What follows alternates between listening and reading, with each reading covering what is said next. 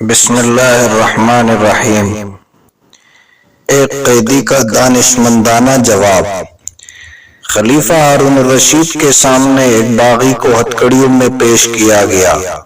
یہ ایک خطرناک شخص تھا۔ ہارون اس کے قتل کا فیصلہ کر چکا تھا۔ قتل کا حکم دینے سے پہلے ہارون الرشید نے غضبناک آواز میں باغی سے پوچھا، اب تیرے ساتھ کیا سلوک کیا جائے؟ اس نے بے خوف ہو کر کہا، وہی سلوک کرے جو کل اللہ آپ کے ساتھ کرے گا۔ ہارون الرشید کا غصہ فوراً دور ہو گیا۔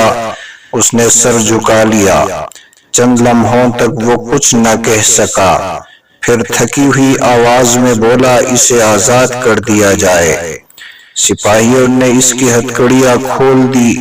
باغی دربار سے چلا گیا۔ درباریوں میں سے کسی نے ہارون الرشید سے پوچھا، امیر المومنین، یہ آپ نے کیا کیا؟ باغی کا ایک جملہ سن کر اسے آزاد کر دیا۔ آپ نے یہ بھی نہ سوچا کہ اس کی گرفتاری کے سلسلے میں آپ کے سپاہیوں کو کتنی زحمت ہوئی تھی، پھر یہ کہ اس کی رہائی سے شرپسندوں کو اور شے مل سکتی ہے۔ یہ سن کر ہارون الرشید نے بے ساختہ حکم دیا، باغی کو پھر گرفتار کر لیا جائے۔ باغی کو دوبارہ ہتکڑیوں میں اس کے سامنے پیش کیا گیا۔ اس نے دربار میں آتے ہی کہا، حضور، میرے بارے میں دوسروں کی رائے پر کان مت دھریے۔ اگر اللہ آپ کے بارے میں دوسروں کی رائے سنتے تو آپ ایک لمحے کے لیے بھی خلیفہ نہیں رہ سکتے۔ ہارون نے یہ سن کر اسے پھر آزاد کر دیا۔ اور اس واقعے کے ساتھ ساتھ میں آپ کو 7 ایسی باتیں بتلا دیتا ہوں جو انسان کو ضلالت کے گھڑے میں پھینک سکتی ہے۔ جلال الدین سیوطی رحمۃ اللہ علیہ اپنے عقیدت مند کو نصیحت فرما رہے تھے، 7 باتیں ایسی ہیں جو کسی بھی انسان کو ذلیل کر سکتی ہے۔ نمبر 1، کسی دعوت میں بن بلائے پہنچ جانا، اس سے انسان ذلیل ہو جاتا ہے۔ یعنی طفیلی بن کر کسی بھی دعوت میں، کسی بھی کھانے میں نہیں جانا چاہیے جب تک کہ دعوت نہ ملے۔ نمبر 2، کسی مجلس میں اپنے مرتبے اور حیثیت سے بالاتر جگہ پر بیٹھنا۔ اپنے مرتبے، اپنی مناسب جگہ پر بیٹھنے سے انسان کی عزت برقرار رہتی ہے۔ اپنی حیثیت سے اونچی جگہ پر بیٹھنا انسان کو ذلیل کر دیتا ہے۔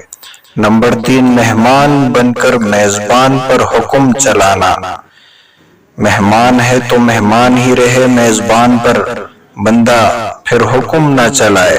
جو کچھ وہ پیش کرے اس کو تناول کرے، اور میزبان کو حکم نہ دے کہ میرے لیے ایسا کھانا ہونا چاہیے، ایسا پینا ہونا چاہیے اور ایسا ویسا ہونا چاہیے۔ اس سے انسان ذلیل ہو جاتا ہے۔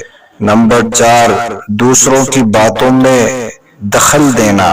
اپنے کام سے کام رکھنا چاہیے، دوسرے کے کاموں میں جو ہے دخل اندازی سے بچنا چاہیے۔ اس سے انسان کی عزت محفوظ رہتی ہے اور انسان ضلالت سے بچ جاتا ہے۔ نمبر 5، ان لوگوں سے خطاب کرنا جو سننے کے لیے تیار نہ ہو۔ پھر انسان کی باتیں فضول گویا کہ لگتی ہیں۔ جو سننا چاہتے ہیں آپ کی باتیں، ان کو خطاب کرے، ان سے باتیں کرے۔ جو آپ کی باتوں کو اہمیت نہیں دیتے ہیں، وہاں پر گفتگو سے پرہیز کرنا چاہیے۔ اس سے انسان گویا کہ ذلیل ہو جاتا ہے۔ نمبر 6، بدچلن سے دوستی کرنا۔ پھر لوگ بھی باتیں کریں گے کہ یہ بھی ایسا ہی ہوگا، تبھی تو اس سے دوستی کر رہا ہے۔ نمبر 7، سنگ دل اور حریص دولت مند سے مدد کا طلب کرنا۔ آپ کو پتہ ہے کہ میں اس سے اپنی ضرورت مانگوں گا تو یہ منع کر دے گا، وہ خود مال کا حریص ہے، دولت اگرچہ اس کے پاس ہے لیکن بخل کی وجہ سے وہ اپنے اوپر خرچ نہیں کرتا ہے۔ تو آپ کو یقین ہے کہ میں اس سے مانگوں گا تو یہ مجھے منع کر سکتا ہے اور یہ مجھے منع کر دے گا، تو ایسے دولت مند کے پاس بھی اپنی حاجت لے جانے سے بچنا چاہیے، اور وہ اگر منع کر دیتا ہے تو انسان کو ذلت کا سامنا کرنا پڑتا ہے، تو اس وجہ سے اس سے بھی پرہیز کر لینا چاہیے۔ اور ٹیک لگانا مناسب نہیں۔ ایک ادب کے حوالے سے چھوٹا سا واقعہ ذکر کیا ہے۔ امام احمد بن حنبل رحمۃ اللہ علیہ کی مجلس میں حضرت ابراہیم بن طہمان رحمۃ اللہ علیہ کا ذکر آیا۔ امام احمد رحمۃ اللہ علیہ بیماری کی وجہ سے ٹیک لگائے ہوئے تھے، ایک دم سیدھے ہو کر بیٹھ گئے، فرمانے لگے صالحین اور نیک لوگوں کے تذکرے کے وقت ٹیک لگانا مناسب نہیں ہے۔ یہ کمال ادب ہے بڑوں کا، بزرگوں کا، اولیاء اللہ کا۔ اللہ تعالی ہم سب کو بھی ادب نصیب فرمائے۔